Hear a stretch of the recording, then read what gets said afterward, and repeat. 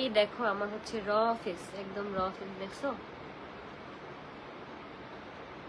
আমার স্কিনটা আল্লাহর রহমতে এত ভালো, আলহামদুলিল্লাহ, আল্লাহ মনে হয় নিজের হাতে বানাইছে। কারণ আমার স্কিনে কোনো ব্রণ নাই, কিছু নাই। মাঝে মাঝে হয়ে উঠে, কিন্তু এখন হচ্ছে যত্ন নেওয়ার অভাবে মানে ছাপ ছাপ আর কি পড়ে যায়। কিন্তু আমার স্কিন আল্লাহর মতো অনেক ভালো।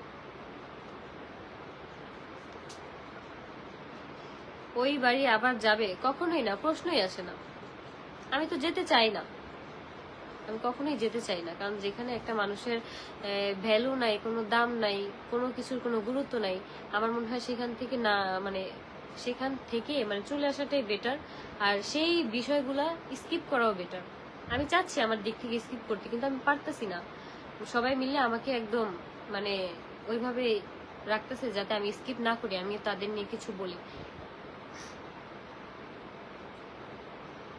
তো এখানে আমি কারো দোষী দিব না। এখানে হচ্ছে জেসমিন মেটার কারণে হচ্ছে আমাদের মধ্যে ভুল বোঝাবুঝি হয়েছে। যখন আর কি বলছে যে তিশা আমাকে নক দিছে, আমি জানি যে তিশা কখনো কাউকে প্রমোশন